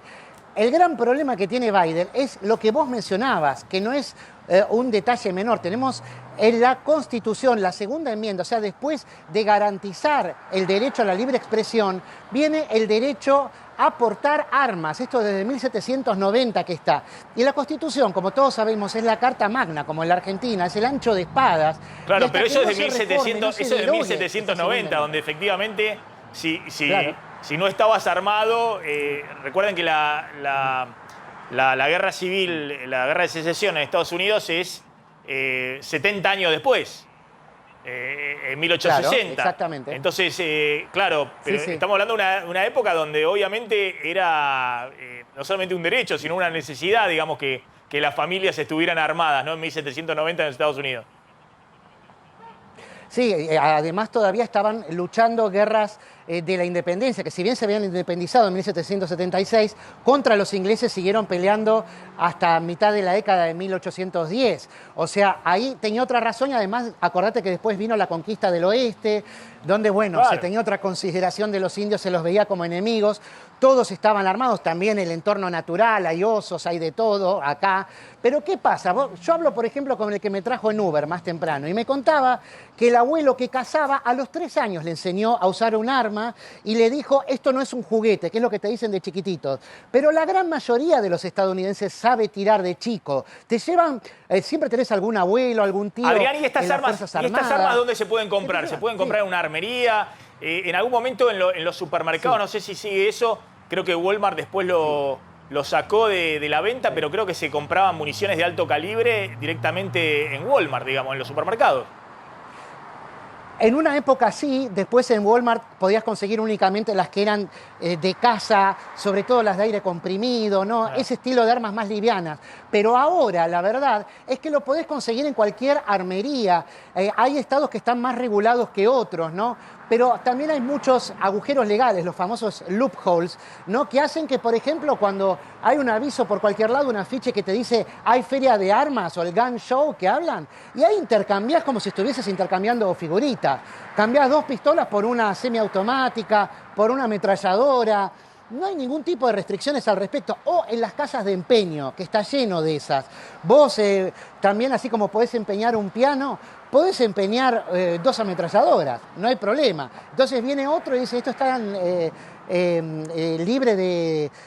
¿Tengo acceso a comprar esto? Sí, por supuesto, porque esto es una casa de empeño, no una casa de armas y no tenemos regulaciones. Compramos y vendemos cualquier cosa. Listo, lo compro. Es así como te lo cuento. Por esa razón hay 400 millones de armas en las casas de los estadounidenses, que tiene 330 millones de habitantes este país. O sea, hay más armas que habitantes. Y de estas semiautomáticas no se sabe bien, es muy vaga la estadística, pero hay un mínimo de 9 millones de estas armas en las casas de los estadounidenses y un máximo se cree de hasta 15 millones. No, pero aparte, Adrián, imagínate, por ahí... Un poco lo que vos contás, este muchacho, 18 años nada más, evidentemente con un desequilibrio psiquiátrico mental muy importante, que pudo comprarse. ¿Cuántas armas tenía? Vos dijiste que el tipo iba con varios rifles, se le acababan los cargadores de uno, empezaba a disparar con otro, por eso la policía... Sacaba de la mochila. La policía no pudo detenerlo, siguió masacrando hasta que llegó un grupo especial que lo detuvo. Te invito a que compartamos el testimonio de este director técnico de la NBA, que vamos a decir bien cómo se llama, que bueno, sorprendió al mundo y dio la vuelta, muy indignado, sobre todo con los 50 senadores republicanos. Ahora me vas a explicar por qué. Porque dice que no puede pasar más tiempo en que se frene una legislación que restrinja la compra de armas en Estados Unidos. A ver. I'm not going to talk about basketball. Nothing's happened with our team in the last 6 hours. We're going to start the same way tonight. Any basketball questions don't matter. Since we left shoot-around, 14 children were killed 400 miles from here, and a teacher. And in the last 10 days, we've had elderly black people killed in a supermarket in Buffalo. We've had Asian churchgoers killed in Southern California, and now we have children murdered at school. When are we going to do something? I'm tired. I'm so tired of getting up here and offering condolences to the devastated families that are out there. I'm so tired of the, I'm sorry, I'm tired of the moments of silence. Enough. There's 50 senators right now who refuse to vote on H.R. 8, which is a background check rule that the House passed a couple of years ago. It's been sitting there for 2 years. And there's a reason they won't vote on it, to hold on to power. So I ask you, Mitch McConnell, I ask all of you senators who refuse to do anything about the violence and school shootings and supermarket shootings, I ask you, are you going to put your own desire for power ahead of the lives of our children and our elderly and our churchgoers? Because that's what it looks like. It's what we do every week. So, que tengo entendido que es una estrella, ¿no? de la NBA, de los equipos más importantes de la NBA. Sí, desde luego, fue el testimonio que caló más profundo, el de Steve Kerr, justamente, porque también hablaron otros senadores, pero nadie les cree nada ya a los políticos, porque está indignado, porque está trabado en el Senado un proyecto justamente para limitar, para condicionar el acceso de la gente a las armas de asalto. En California hay una ley para esto, hasta ahora surtió efecto, hay regulaciones para acceder a las armas de asalto, a los rifles, a los que pueden ser convertidos en armas de repetición, ¿no? Pero yo te voy a decir algo, acá, por ejemplo, los que están a favor de las armas, ayer, acá en este mismo lugar, hubo elecciones internas de los republicanos, ¿no? Para candidatos a gobernador y también al Congreso. Bueno, acá una candidata republicana que sorteó una ametralladora calibre 50 como parte de su campaña. Hay un aviso y todo que está circulando por YouTube. Ganó por el 69% de los votos. Arrasó a sus rivales republicanos. 5 republicanos tenía de rivales.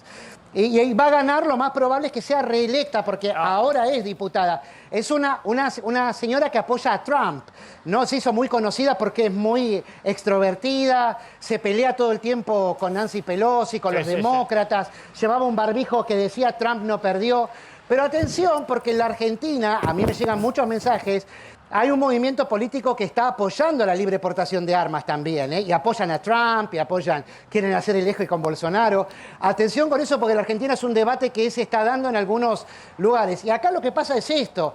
Ahora hablan, como habló Steve Kerr, como hablaron todos los que están en contra de las armas, pero la semana que viene se olvidan. Por eso dicen que es una política de copiar y pegar los reportes que tenemos sobre matanzas. Es cada vez más seguido. Hace 10 días ocurrió lo de, vos dijiste, en el estado de Nueva York, 10 personas asesinadas, afroamericanos, asesinados por un muchacho también que fue y los masacró en el supermercado. Pero también en los colegios en particular, en 2022, en lo que va del año, hubo 39 tiroteos con al menos 3 heridos, ¿no? En total, 10 muertos y 51 heridos con todos esos tiroteos antes de este. Esto es de ayer, que terminó con la vida de 19 chicos. Y Biden dijo que en los últimos 10 años hubo 900 incidentes en colegios con armas. Es decir, atención con esto, porque la verdad es un tema muy, muy grave.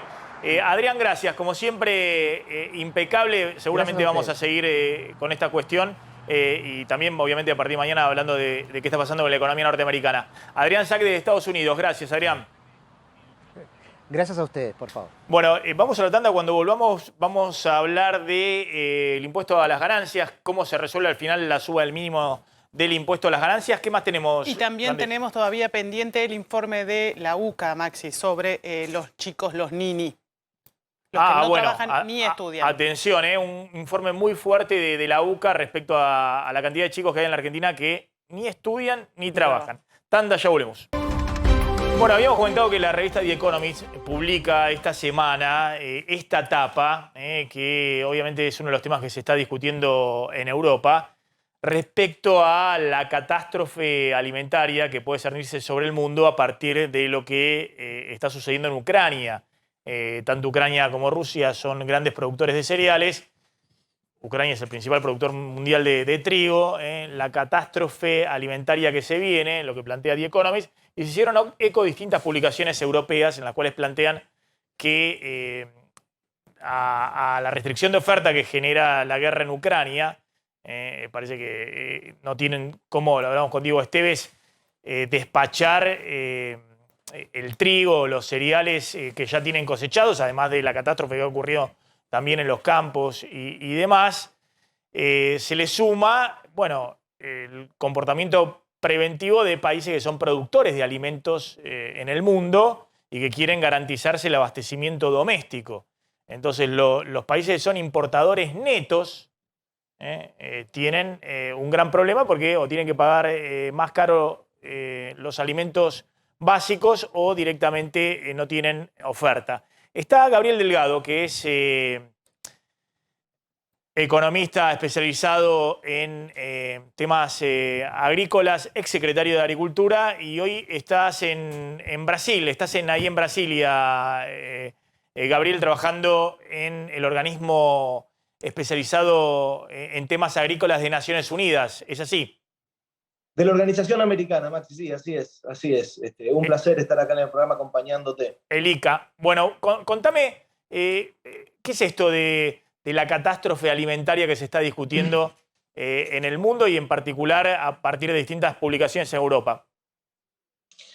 Bueno, mira, Maxi, yo la verdad es que creo que una parte de lo que está aconteciendo en este momento ya venía aconteciendo, ¿no? O sea, salimos de una pandemia, hay problemas climáticos recurrentes cada vez más graves en una buena parte del mundo. De hecho, todo el cono sur de América ha tenido una sequía importante durante el verano, una buena parte de Brasil, Paraguay, nuestro país también. Durante enero y febrero sufrimos una sequía relevante.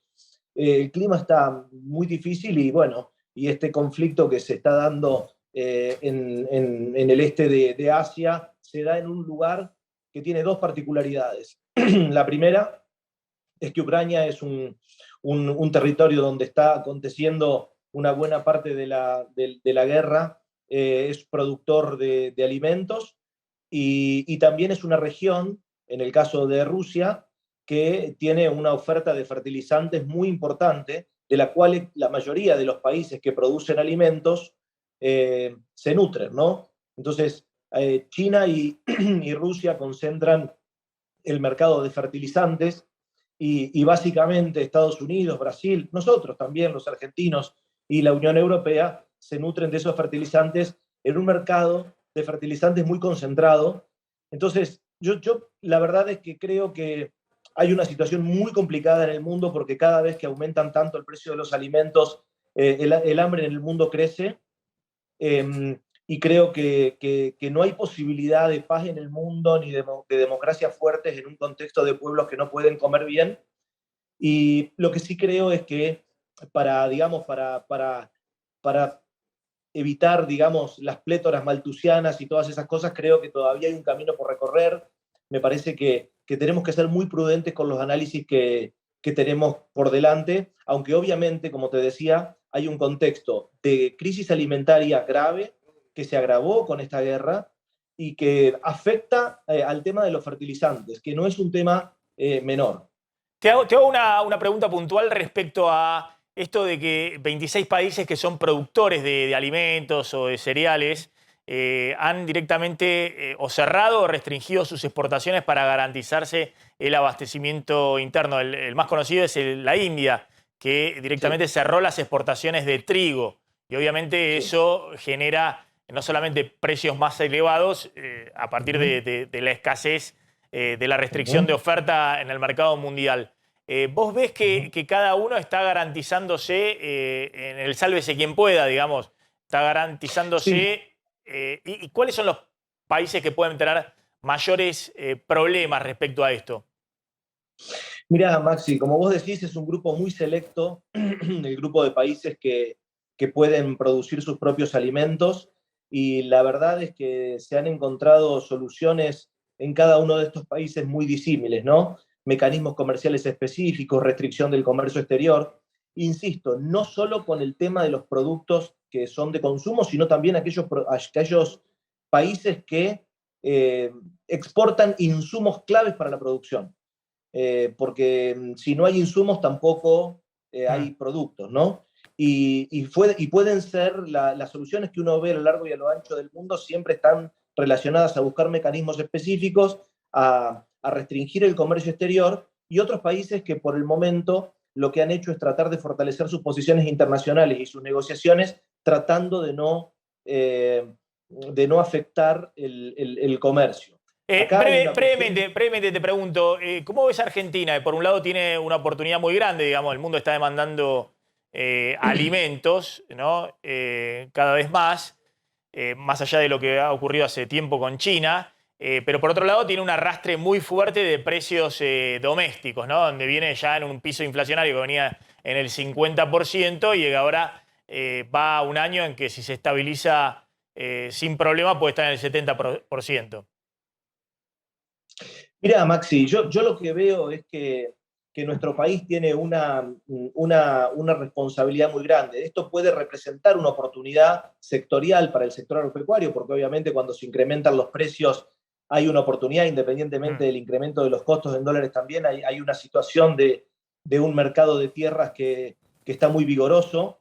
Pero yo lo que creo que a nivel también internacional, Argentina tiene una responsabilidad muy grande, como el resto de los países del Cono Sur, como Brasil, como Uruguay, como Paraguay, porque el tema de abastecer de alimentos y continuar abasteciendo de alimentos al resto del mundo en este momento es una cuestión que tiene que ver con la generosidad con la comunidad internacional. Todavía hay stocks en los países que nos compran, todavía hay stocks de fertilizantes en el suelo de nuestros países.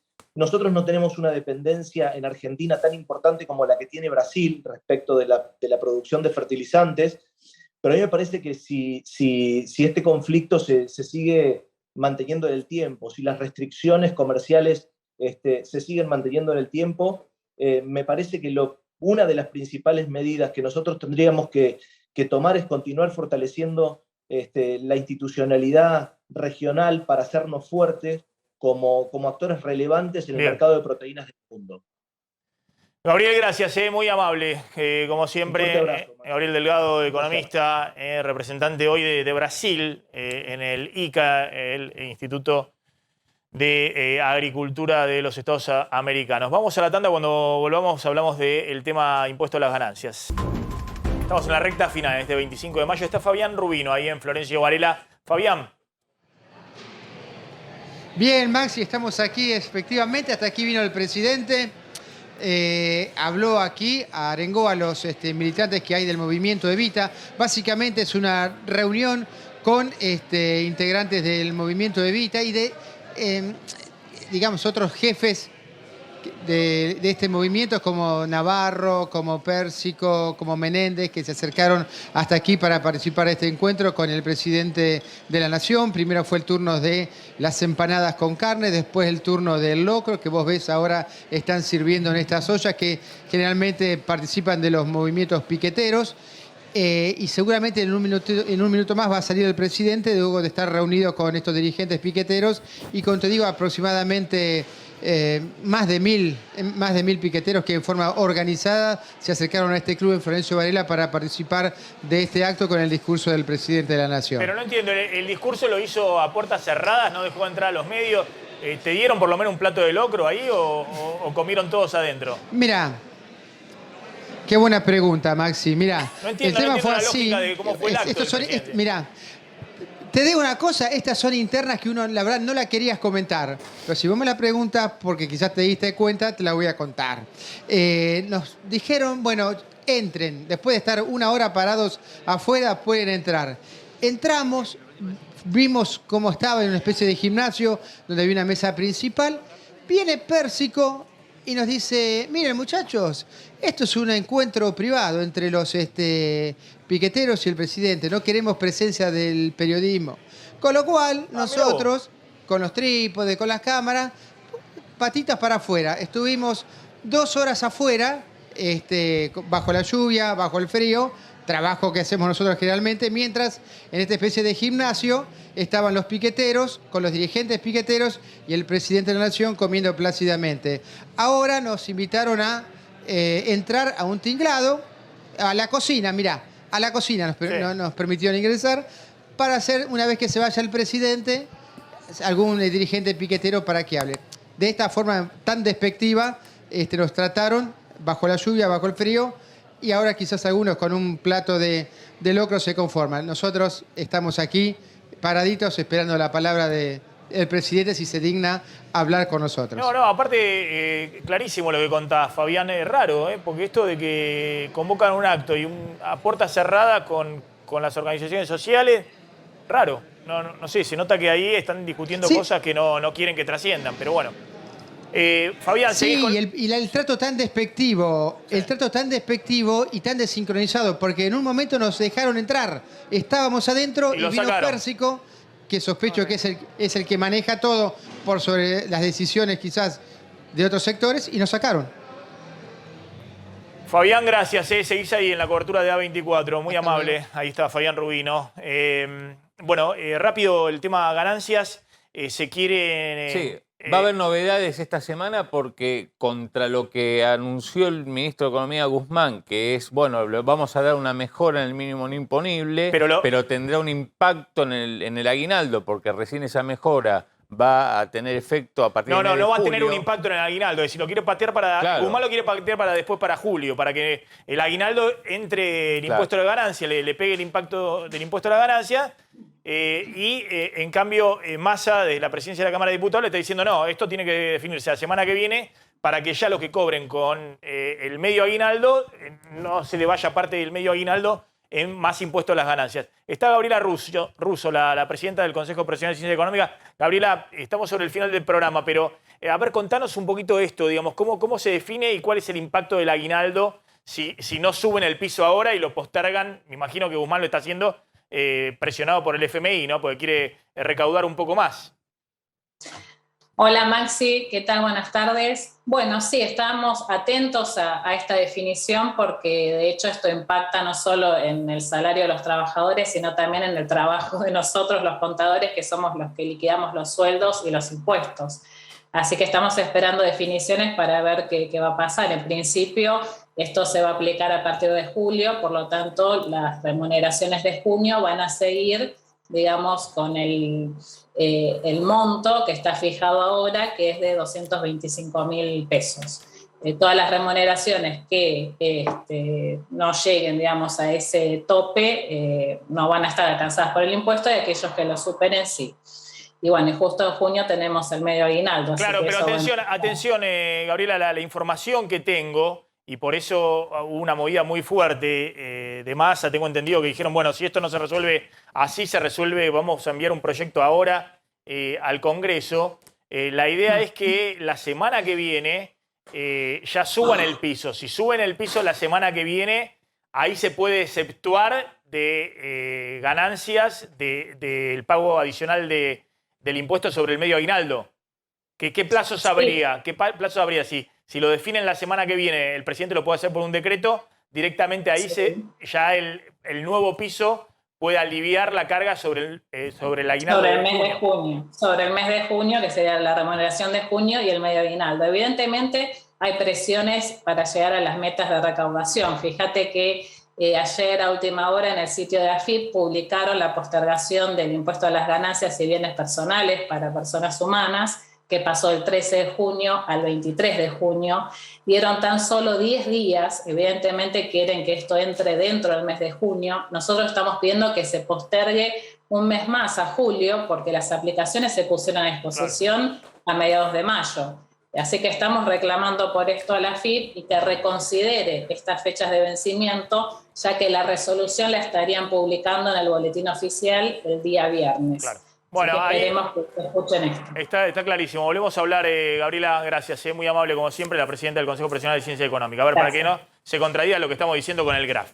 Lo que estamos diciendo, lo del GRAF es lo que dijo Guzmán. Lo que estamos diciendo es que muy probablemente, vamos a ver cómo se resuelve esto, el gobierno suba el piso ya la semana que viene para que se alivie el impacto sobre el impuesto a la ganancia. Vamos a ver quién resuelve esto, pero es del FMI Guzmán de un lado y, bueno, obviamente el otro sector del gobierno que está planteando esto. Nos estamos retirando, ya llegan Mariana Contartesi y Roberto Funes. Nosotros nos reencontramos como siempre mañana aquí en MMD. Chao, pásenla bien.